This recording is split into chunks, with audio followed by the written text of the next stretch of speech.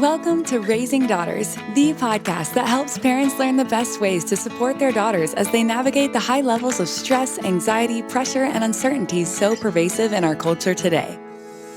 Dr. Tim Jordan is a developmental and behavioral pediatrician who has specialized in counseling girls for over 30 years and sheds light on the realities of today's young women in all facets of their lives. This is your opportunity to learn how to better support your daughters, making them feel safe, secure, and truly loved in the midst of life's ups and downs. Here is your host, Dr. Tim.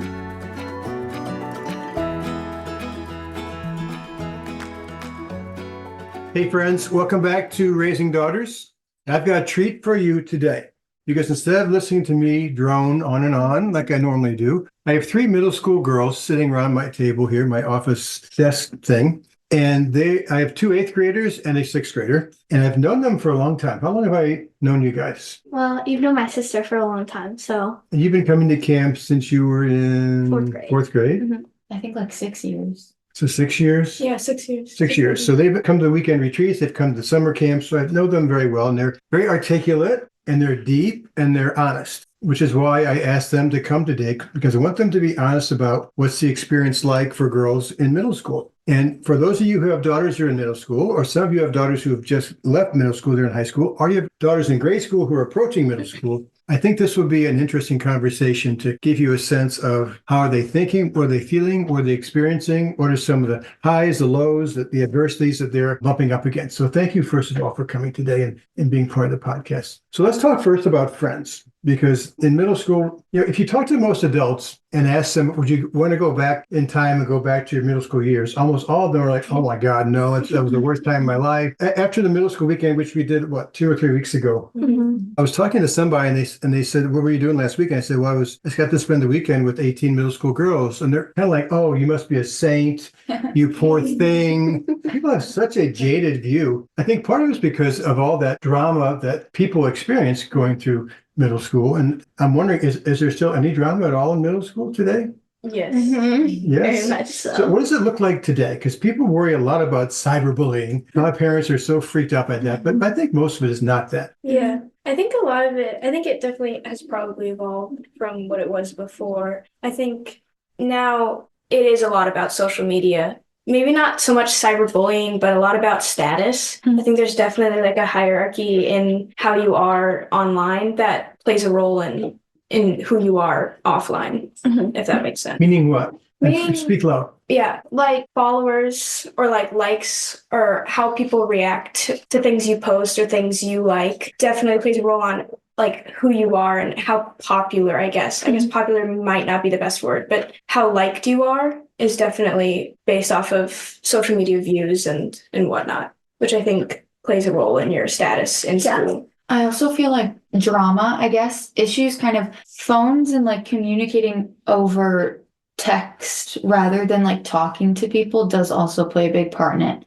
In my experience, I feel like a lot of times people don't want to work it out through like talking to you. They just kind of want to like text you and then like screenshot your like messages and send it to people. But I also feel like that leaves a lot of room for like misinterpretation of like tones and just like meaning of what people are trying to say. I feel like it really gets lost in translation a lot of times over the phone, like not talking over the phone, just texting people. So I think that can also play a big role in issues and drama that goes on. You all are nodding. You all are aware that that's true. And yet, I think, true or not true, people still communicate that way mostly. Even though it lends itself to a lot of misunderstandings and exaggerations. I think even if you're FaceTiming or you can see the person, it's better than not. But I think there's still a lot you miss. Yeah. How about you? What's your experience with as far as friendships and what goes on? So there's a lot of people in my school that will start rumors, and a lot of people are hurt by that. And hard to explain, but non-true things will go around people, and people start believing that. Then there's a like standard, I guess. Standard in what way? So if people start believing these things about you and start like thinking that's really how you act or something, then they're going to judge you based off that. And then those things aren't really true. I tell parents in a lot of my talks and things that girls have a hard time directly handling their conflicts for a lot of reasons. That's a whole other podcast in and of itself. But because of that, there are a lot of misunderstandings, and it's hard for girls to go to people and say, "Hey, I heard this," or "Hey, I don't really like what you were saying," or "Hey, I don't appreciate when." Is that really true? That you all have a hard time? Your generation, girls your age, have a hard time addressing things. Yes. Well, tell me about your experience. My friends, like, they'll get mad at me or something, or like, and then they won't even say anything. They'll just like act, I don't know, making little digs at you or something. Like if they're mad at someone, they won't say it straight to your face. They'll give you like hints, I guess, to like get you to know that they're mad at you. I think there's also like a huge fear of judgment within friends or just like people in general. Like if you feel offended or that you've been targeted in some way, you don't always want to go up and talk to the person because there's always a fear that they'll like laugh about it with their friends after, or you're not going to be taken seriously. And I think also you might just be seen as like a joke, which probably isn't true, but I feel like at least for me personally, that's my thought process. And I'd rather feel that I was targeted and like offended rather than being made fun of directly. Like it was something that I had misinterpreted rather than something that had been specifically like towards me in a way. So what's the cost? So when you think about going to school, this is on a Sunday. As you think about going to school on Sunday night, or every morning for that matter, school morning, what's the cost to you when it comes to safety and vulnerability and being authentic and all that? I don't know. I think you just get distracted. School you're there to learn and I guess learn how to interact socially, but also trying to like heighten your education. I think being distracted, and that's something that you lose through school. And I think I don't know, I think just being vulnerable is something just scary in itself. I don't know if you really think about the cost of it, but just the idea of it is scary. It's like being yourself, I guess. Not even necessarily being vulnerable, just kind of for me cost me like fully expressing myself, like comfortably, in fear of judgment or being like a joke to a friend group or, whatever. Like becoming a bit in somebody's little group. Have you all experienced being left out, excluded, losing a friend, losing a group? What was your experience like with that? It's really like you don't know what to do after, like, oh, they are not their friends anymore. So like, where do I go now? Or like, who do I become friends with now? Like, I've always been an outgoing person and I like to be friends with a lot of people, but some of them are just like mean. And so then I just don't know where to go, I guess.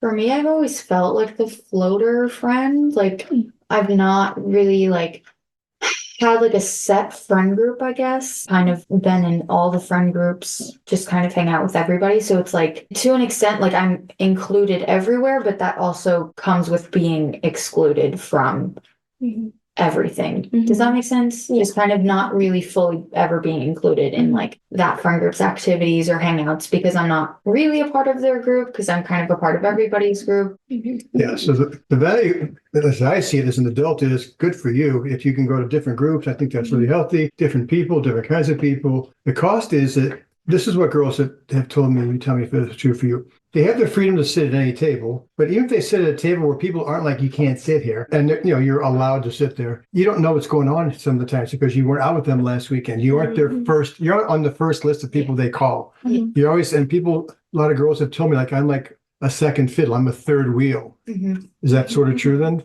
Yeah. As a floater?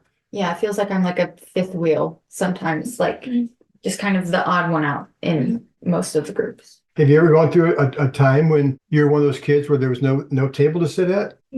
Tell me about that. That's some of the saddest stories I hear is when girls tell me in middle school and high school, there's nowhere to sit in the cafeteria. They go to the bathroom, they go to the office, they go to a classroom. What was it like for whoever has experienced that?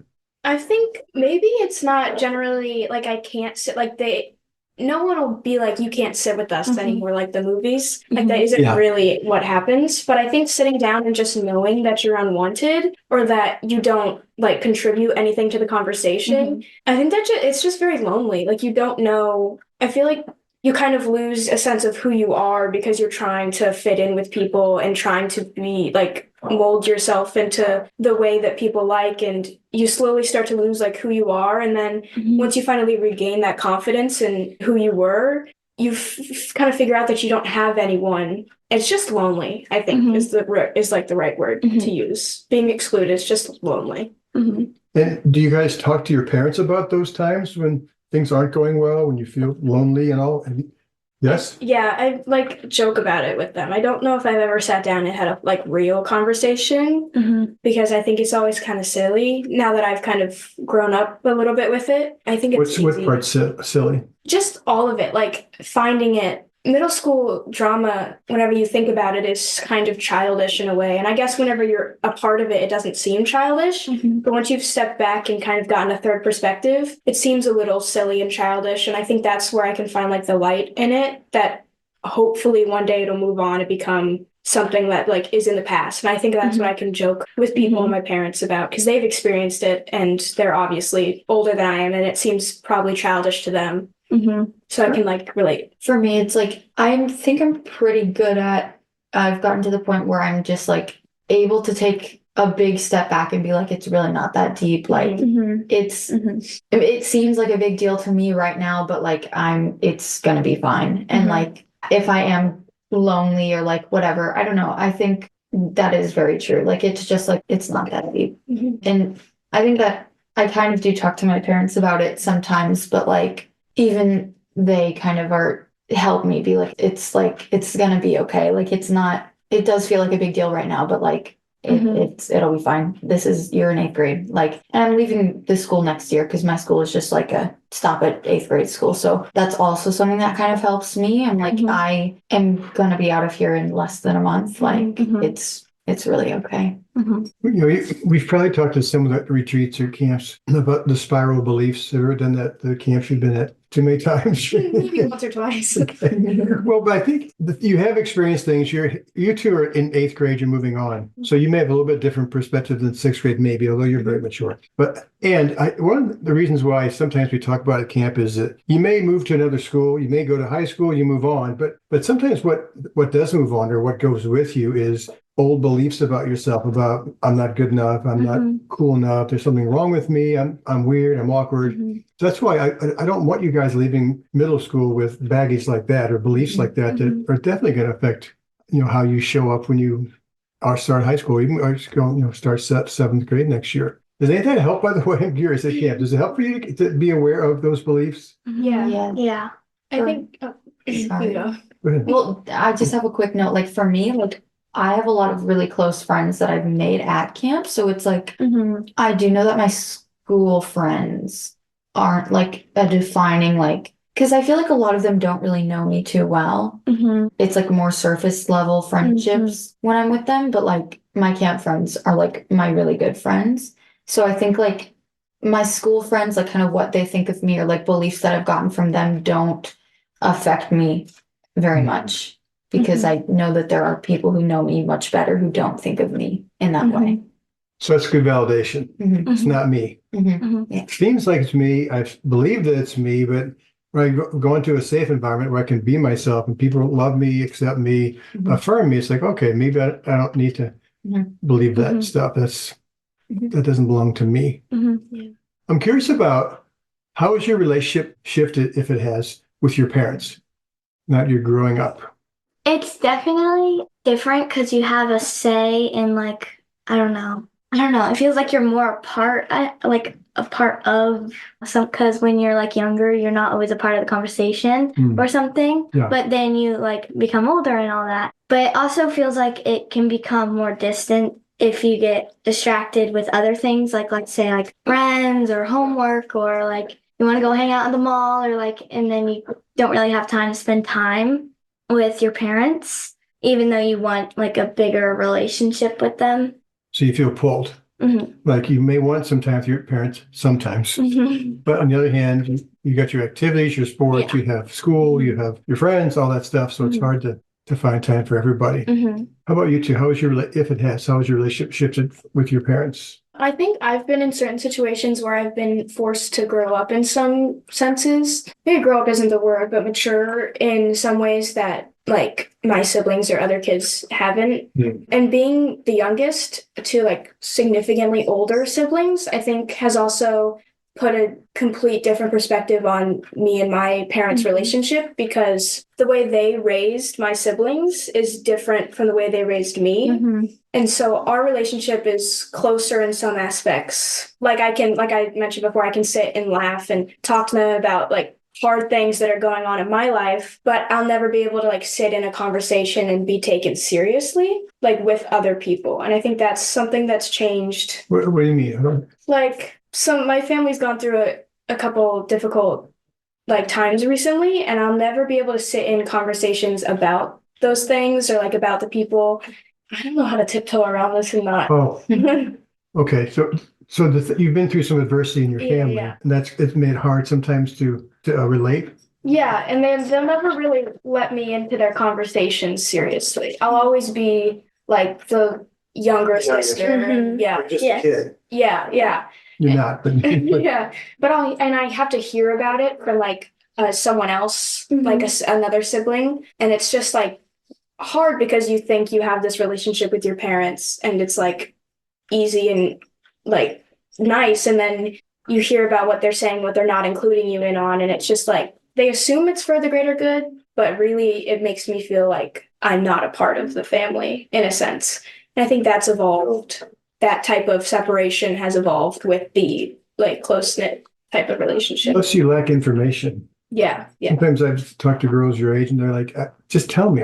I'm making up all this stuff in my head. Yeah. But you don't give me information, and I'd Yes. rather I just know I can deal with it. I mean, it may be hard, it might be sad or whatever for a while, but at least I can deal with that. It's hard to deal with these stories in my head that I'm making up. Because you make them, at least me personally, you make them worse. Or I make the situation seem much worse than it is in my head. And then I hear it and I'm like, this would have made me feel so much better if you Yeah. would have just told me firsthand. Is that true for you too? You're nodding a lot. Yeah. Has it been hard for your parents to take you guys more seriously and look at you like you're growing up as opposed to like a kid?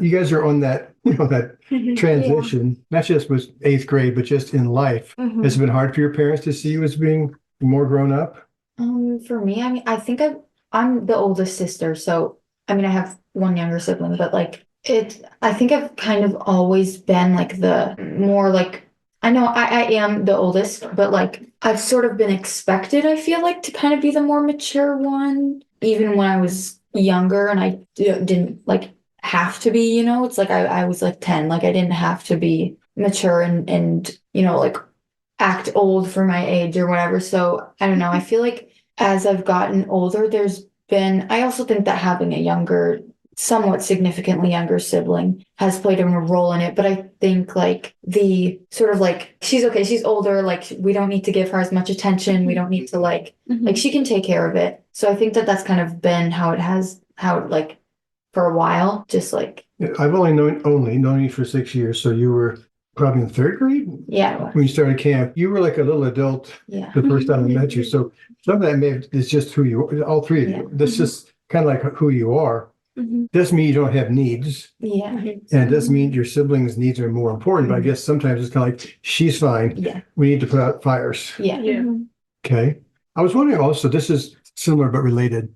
Are your parents too worried about you, and are they sometimes too much in your business?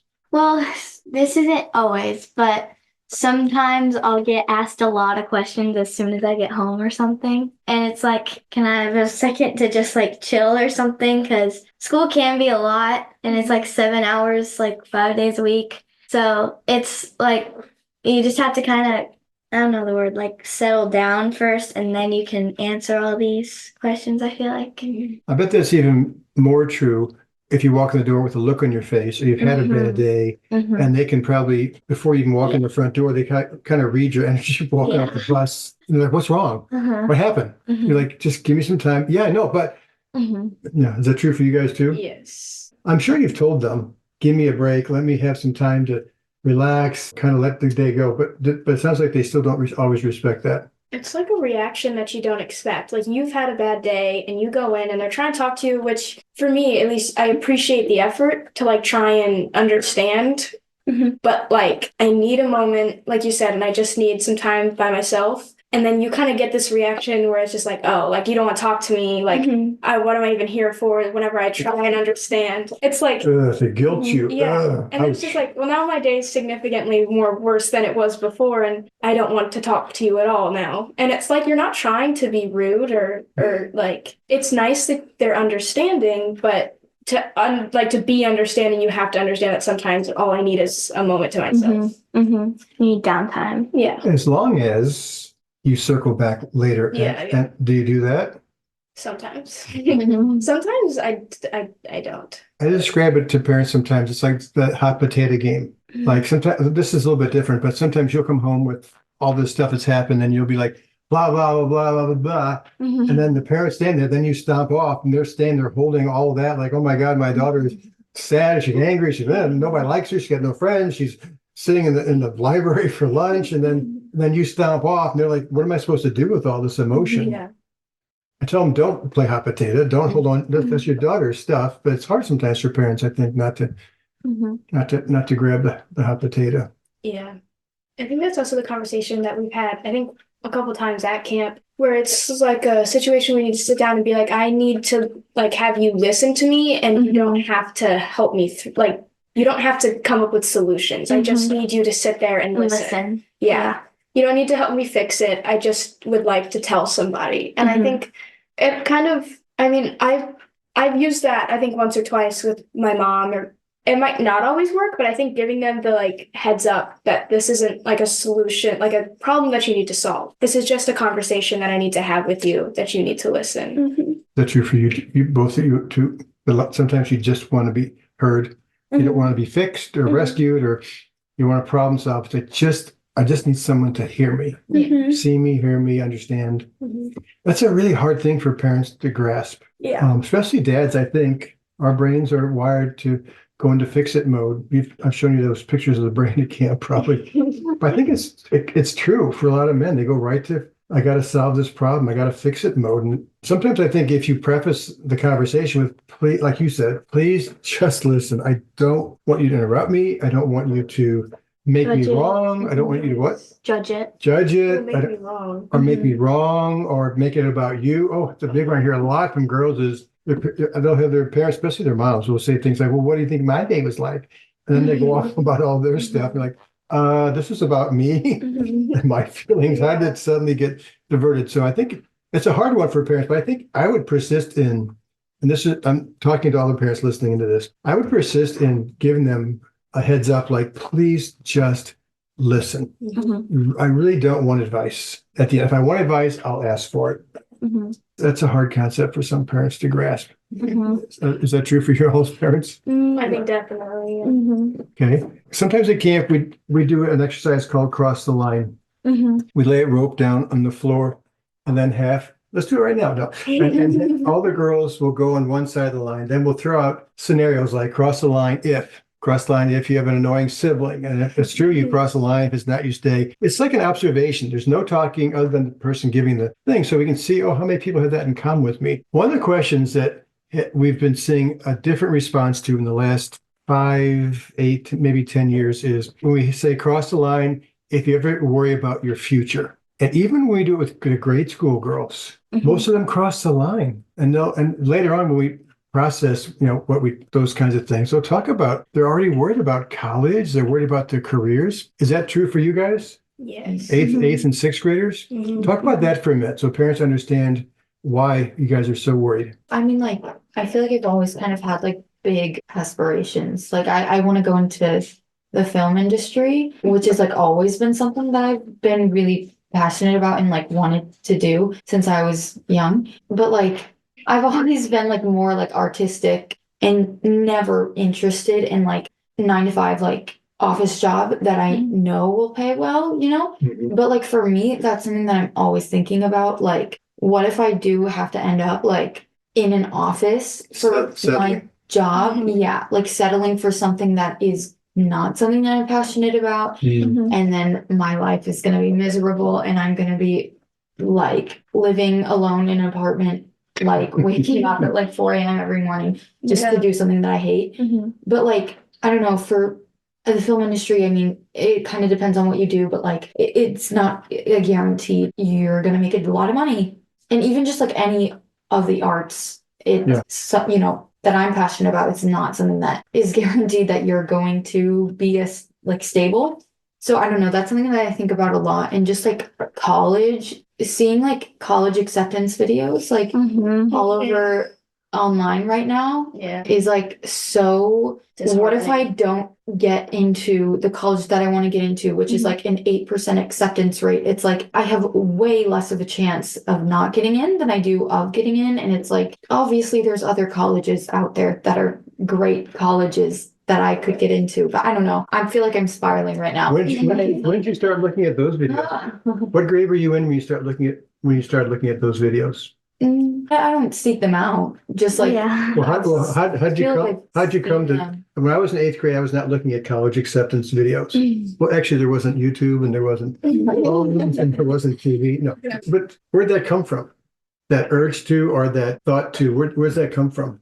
I think I'm sure little like boys do too, but I feel like growing up as a little girl who always had huge dreams, like you hear girls who are like, I want to grow up and be a princess, or like, obviously you can't do that. Say that. Hey, but I think growing up as a little girl, you have huge expectations and big dreams, and I think you slowly start to ease your way into reality and how to make those dreams real. They just get harder and harder, and especially like in 8th grade, for me, like this is the year that you have to relax before the next 4 years determine your life. Like that's how it's kind of set up nowadays. It's like if you don't do well freshman year, then you won't do well for sophomore year, and if you don't do well sophomore year, junior year is the most important year, and then if you don't do well junior year, then you're like screwed for like ever. You don't get into the college you want, and it's starting to like the spiral of that is starting to become like a norm within society. Like if you're not worried about it, then you don't care enough, and then it's like, what are you even doing if you're not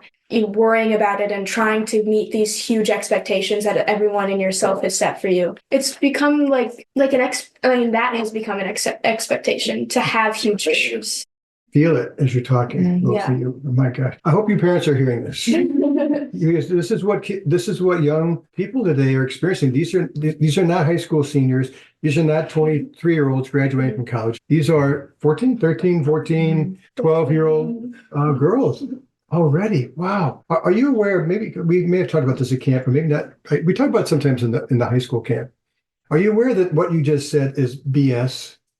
No. The part about how I'm thinking about if I don't do well in freshman year of high school, and if I don't do well in that, then my whole life is going to be derailed if I don't get good grades in high school, but I can't get to this top college. Are you aware that that's BS? Now. It's not true that all that is going to. Now, if you flunk out of school and you're smoking pot every day and you're skipping school, you still can have a great life. Yeah. I'm not saying to do that, but I'm just saying there's a lot of people who did just fine in life who weren't straight A students in grade school, middle school, high school, and or college. They did not go to a top college, blah, blah, blah, blah, blah. That's just not true. And the part that worries me is it's so much stress and pressure that is put on you all at way too young an age. Like you should have it all figured out. You should be, thinking about and you have this goal, like someday I'm going to know, here's my goal when I'm 40 and I'm on that path now and I'm going to grind my way to that. Does it ever feel like that? Yes. You guys are all like nodding. Yeah. That is so unhealthy. So unhealthy. Even if you're going to be an artist in some way, whether you're making films or whatever your art thing looks like. Yeah. You know my son, John, right? Yeah. Yes. You know what he does, right? Right. He's in the documentary making business. And so his degree, he went to ASU, Arizona State University. He majored in global studies and Spanish. He didn't really know what he wanted to do. When he finished college, he traveled for like 8 months all over South America with TJ, our other son, who you guys know. And he decided then he'd always loved movies and he liked to read, loves history, just, I don't know, all that together. In New York, didn't know anybody. He didn't have a degree from USC in film. He just went there and he just made his way. He started out, his first job, besides working at a Belgian beer bar, to be able to pay for his apartment, his little crappy apartment, was he worked on the Spanish game show. He's like a gopher, like somebody like, go get me coffee, do this, because he spoke fluent Spanish. But he met someone there who got a job after that at another documentary thing. And she said, you should, I want you to come. And then he just made his way up. And now, probably 10 years later-ish, now he's producing documentaries for HBO. He's working with a company, but still, he's the producer. He's like the producer and the one he's working on right now. So there's lots of ways to get there, but I'm afraid that you guys are not being told that. No, there's TikTok. Yeah. I see like just videos that's like, make sure like you got to lock in freshman year, Yes. like really like grind. Lock in. And, like, And they say grind. Oh, I hate that word. well, it's like I'll see like videos just like, especially, because like college acceptance right now, but like these are all of the things that I did to get into my like 6% acceptance rate college, like how I got into Harvard. And I'm like, I'm 14. Like what? And their GPAs are like 7. Yeah. And I'm like, what are you like? This is just absurd. Yeah. Ugh. And I don't ever hear, and I'm going to say this, you guys can tell me yes or no, but I don't hear from people in your generation and in high school anything about, I'm taking classes I love to take because I have an interest in it, as opposed to what's going to look good in my resume. Oh. Yeah. And I've already got it all mapped out. If I'm going to go to blah, blah, blah, I should take this class. And I think that the high school counselors, middle high school counselors sort of tell you guys that. Well, if you're going to be an accountant, you should be taking Algebra 2 when you're a freshman. Blah, blah. Like, wait a minute, I'm in 8th grade. Yeah. Am I supposed to be knowing what I'm going to do in my life? Yeah, even like I feel like my parents kind of play a role in that. Like for me, I was looking at the classes, like options for freshmen, and I was like, oh, I want to take like the American like film history class and like art. And my mom was like, oh, what about finances? And I was like, oh, what about finances? She was like, you should try to get a finance course out over the summer. And I was like, well, I only get 3 electives, and that's not really something that I like want to do. But I feel like even parents just kind of play a role in like, well, you have to do this. Like you have to like take X, Y, and Z courses because otherwise you're not going to be successful. And I'm like, I'm a freshman in like, whoa. Yeah, actually, no. Like I'm literally 14 years old.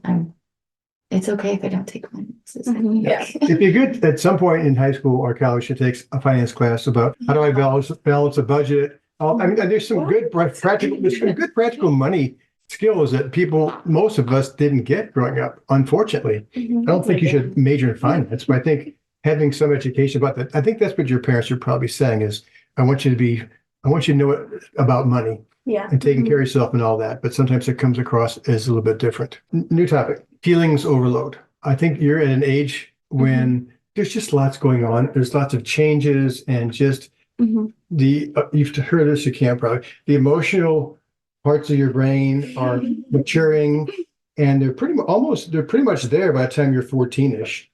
And they're wired really well, but the part of the brain that kind of controls your emotions, your prefrontal cortex, is not mature yet. It won't be for girls until you're 20-ish at least. For boys, not until 25 or 30 or ever. My point though is that do you guys get overloaded? Do you guys get overwhelmed? Majorly. It's just like school on top of this, on top of this, on top of this. Like there will be a lot going on.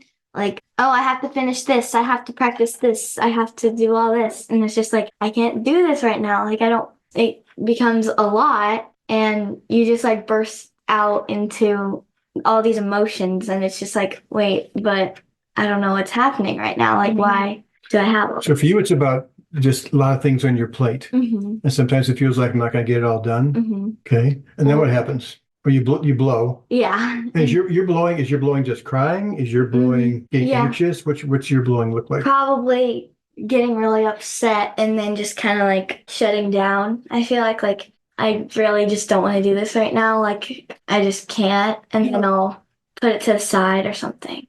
And then things build up, Mm-hmm. and then you procrastinate, and now you got 8 things to do instead of 1, and then you get more worried and anxious.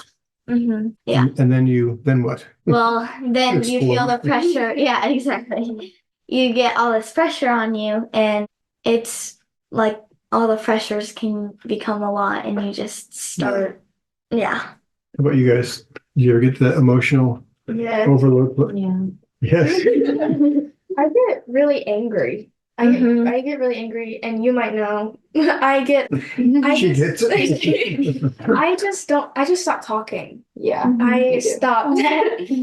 But like seriously, I recently too, I've just stopped wanting to be around people. I don't want to talk to anyone. And it's not like I do anything. I specifically go out of my way not to do things. Like I don't do after school curriculum, like activities. I go home, I go to bed, I go to school. It's all I do. So to avoid like pressures like that, but it just happens. I think just like living life, things build up, and I personally get so angry and I'll snap at people and I will stop talking and I just won't want to be around people and I don't know really like what to do about it. So, Well, as you may have learned from camp, anytime you have any emotion, it's always good to step back and say, what's my anger telling me right now? Any of you ever get anxious, have anxiety? It's when that comes up, it's easy to shut down, not want to think it, not want to feel it, all that. And then you lose out on allowing yourself to feel angry or anxious or sad for a little while and just say, okay, what's this telling me? It's okay. Let me just be in it for a little bit. So you can discover, what's this anger about? What's it telling me? Anger oftentimes is telling you need to do something. You need to take some action. You need to set a boundary. There's, somebody is stepping on your toes. There's been injustice. And it may not be even an injustice to you. It may be just world injustices, or I know how deeply you think and feel. So it also may be it's telling you need some alone time to do that kind of soul searching and reflecting. Do you ever do that? Yes. But like I'm alone all the time. I like it. Like I prefer to be alone. I feel like I might be the opposite. I feel like I might need to be around people to kind of detox in a sense, but I don't like it. So it's such a complicated, I don't even know how to explain it. Like me personally, I'm alone a lot. Like I said, I get home from school and I just am in my room on my phone, writing, journaling, whatever. And I feel like that's kind of bringing me out of learning how to be social with people. I forget what it's like and how enjoyable it is to be around people. Especially outside of school, because I go to school every day and that's where I kind of get annoyed and aggravated because I have classes. And I think I just forget how to be around people without having expectations and responsibilities and just like allowing myself to enjoy the time I'm having with people. I think that's what I forget a lot. You like being in the moment, having fun, being silly. There's so many things in my life, I guess, that I have to do or I think I have to do, and I forget to allow myself to have time where I don't need to be worrying about those things. I wonder too, and I want you to speak to this too, but I wonder also if, and maybe this is true for all of you, I also think sometimes this may not be true for you, but for a lot of girls, their alone time is device time. They're alone in their room, but they're not. You said you write, which is good, but a lot of times they're not doing much soul searching, kind of thinking, kind of reflecting, that kind of, they're more like scrolling TikTok. They're looking at videos and spending anywhere from 2 to 4 to 6 to 8. I told you guys, when I had some older camp counselors, they were high school seniors here around this table about 3 or 4 months ago, and we were talking about social media. I said, well, how much time do you actually spend on your device every day? And they said, 3 or 4 hours. I said, pull out your phones. And they pulled their phones out and they're like, oops. The lowest was 6.5. Oh my gosh. And one of them was 8. And that didn't count school. So, I think sometimes alone time isn't rejuvenating time. Yeah. It can be fun, scrolling, all that, but it doesn't really give you energy. It doesn't solve anything. It doesn't release. It's just kind of like, I don't know, it is what it is. What's your experience as far as your emotional life? Well, I think it's similar. I tend to either just like shut down and kind of like tell people literally just like stop. I don't want to like talk to you, or I get mean and I like snap at people and end up hurting people's feelings that I don't mean to. I just am overwhelmed or anxious, and like I think like I also really I think for me it's a lot like school related stuff, like I get agitated with people at school because I don't know, I'm not like super good friends with anybody there. So I feel like sometimes it's easy for me to get overwhelmed with school work and then just get agitated with people at school and like not talk to them or snap at them when they try to talk to me. Do you have one of those resting faces? Yes. Yes. I think no, I do. I think I'm kind of like, don't approach me, like if I don't approach you, but like, yeah, it just looks like for me like snapping at people and being mean, which I can admit I used to be able to like, no, I'm not mean ever. What? But like you are when you get mad, like anxious and overwhelmed and stuff. But I also do, yeah, like I like being alone a lot. But for me, it's more like I like being away from people at school. Like, but for me, it is like super nice to like any opportunity that I get, unless I'm like super overwhelmed or tired or something, like I will hang out with people outside of school, like my camp friends, because it's like super just like recharging for me. Even when I am overwhelmed, it's like I love being with these people and it helps me a lot to like be around my actual close friends. So it's grounding for you, probably. Yeah. Let's say you probably are hanging with people who match your level of maturity, which I know sometimes you've had a hard time finding those people Yeah. at school. And how long have you been in that school? Like since I was younger than kindergarten, Right, so- preschool. Right. So those are people you've known a lot. You're Yeah. like siblings, probably. And it's a pretty small school, right? Yes. Right. So, and now you're at the end of 8th grade. You're like, I'm so sick of these. Yeah. I'm ready for a change. That's not necessarily an indictment of them, although it might be some of them, but it's also just like, I'm ready. And I've never quite fit the maturity level of a lot of the people in my class. And so it's been hard for me to relate with them. How about you? What's your experience been? Camp people I love being social. And again, friends at school are more surface level friends. And I think being social with like them is not the same as like having really deep friendships that, I don't know, it's like better than school, I feel like, because yeah, it's a lot. I tell parents that every girl needs safe places where they can let their hair down, be themselves, be authentic, be validated, all that. I don't know that a lot of girls have that. The hallways of middle school are not that for most girls, probably all girls or most girls. So they need some protected spaces where they don't have to worry about all that. And they're not being judged. They don't have to care about how they look and all that. They can just be themselves. True? True. This is a promotion for camp. The camp isn't the only place, but I think some place. Yeah. It just needs some place to have that. A lot of parents are worried about social media. But how old were you when you got your first phone? We'll go around the table. You like your It's like phone. like real not iPhone, but like a what do you call it? Smartphone. How old were you when you got your first smartphone? Must have been 6. 6 years old? 6. And So, I had iPods. first grade? before that. When did you get your first smartphone? I got like my first functioning phone when I was like 12 and I'm 14 now. But Like 6th grade ish. yeah.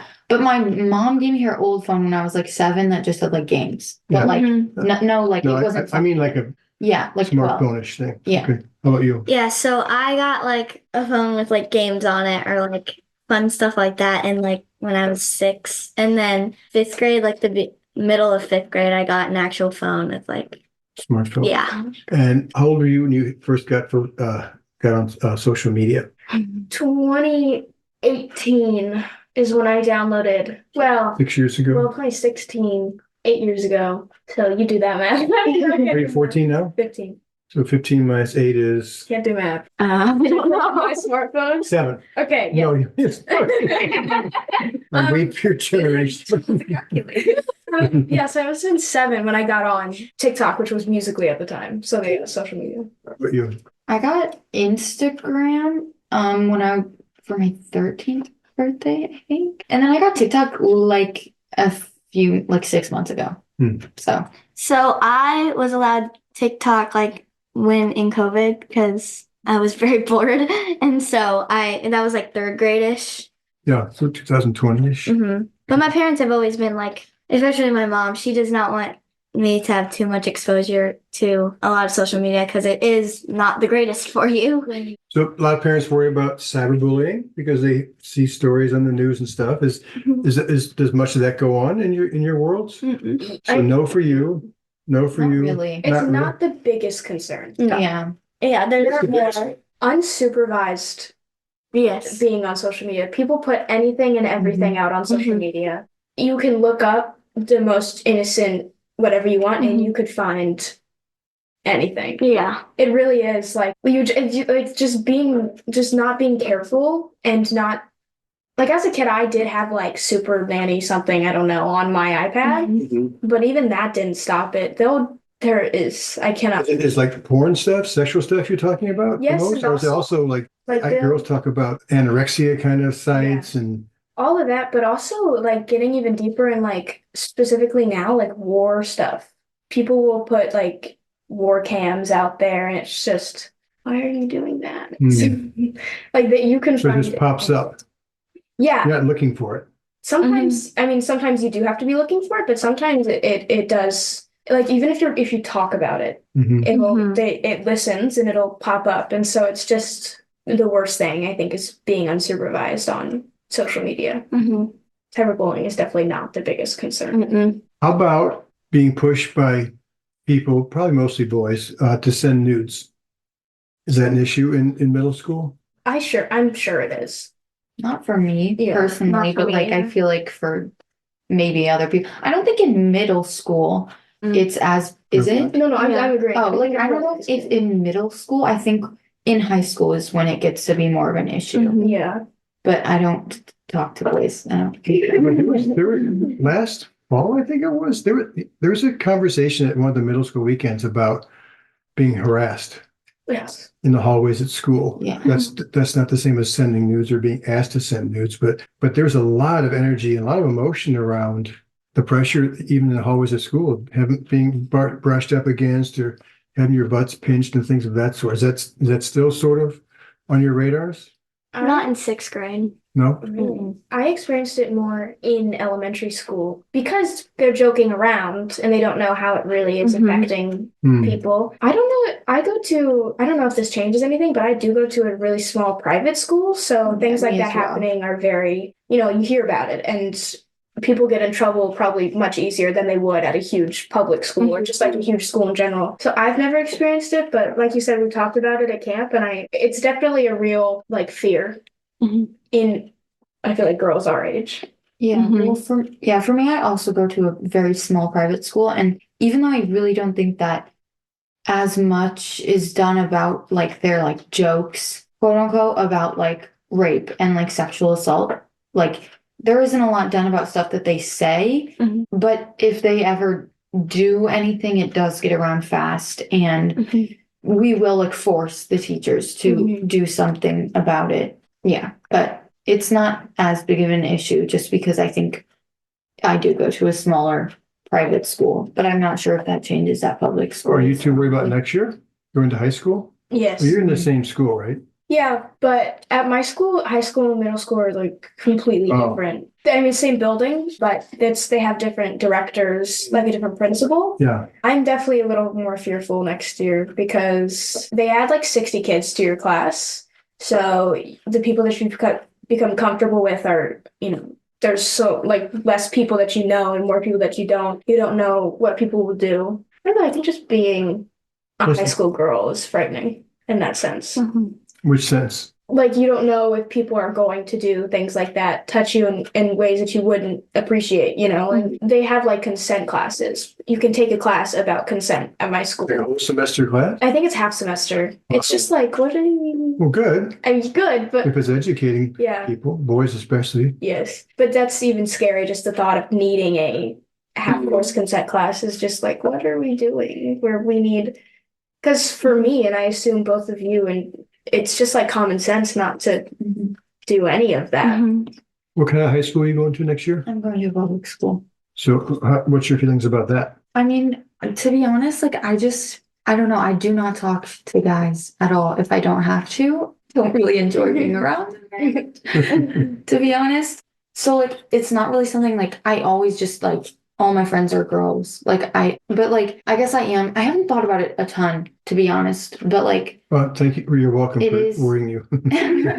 it's something that's like kind of always on like every girl's mind. I think it's something that we're kind of forced to be aware of, no matter what, wherever we are. So, yeah.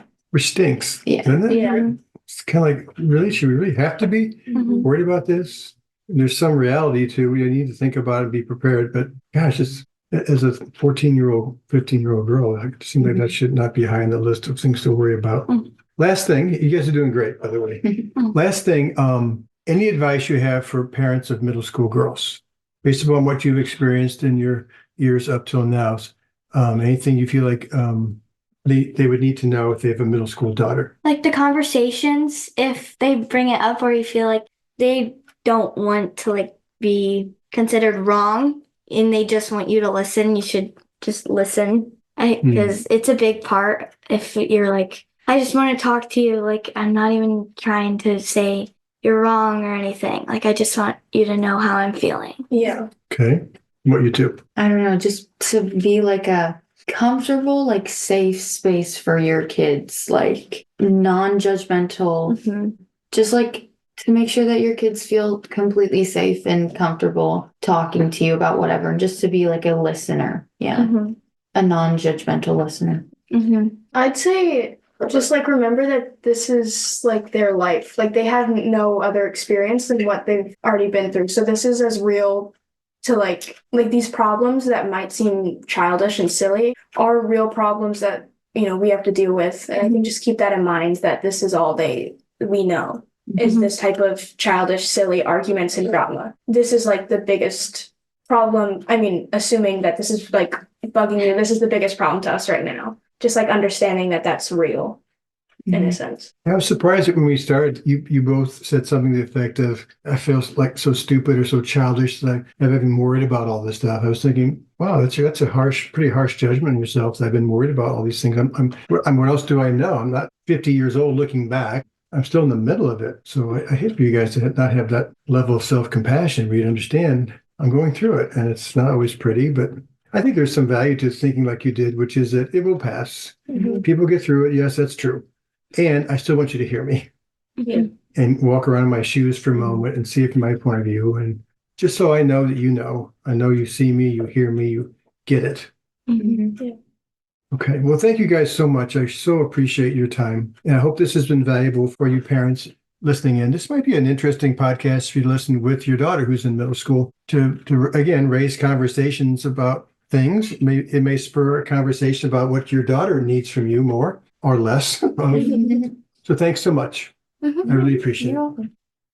I picked 3 girls who are mature and deep, as I think you can tell from listening to this last 45 minutes. And so I'm really appreciative for what they have shared with you guys. I would take that serious. They're not your daughters, and they may be your daughters in a lot of different ways. And I think that listening piece is so important. I have so many girls who tell me that their parents, number one, their parents aren't oftentimes available to listen because they're so distracted. Parents are busy, parents are working at home, parents are constantly looking at their phones and they're scrolling all the time. And so a lot of times girls feel like their parents are distracted and not really available. And when they are, their parents sometimes are kind of crabby and short, sometimes judgmental, sometimes they make it about them, sometimes they go right to fix-it mode. So I would really do your own little personal listening one-on-one course. And the best way to get that course is to ask your daughter, what do you need from me? Is there anything I'm doing that feels supportive, that you want me to continue? Is there anything you want me to do different, especially when it comes to listening? And then to give your daughters permission to preface conversations with, this is one of those times I want you to just listen.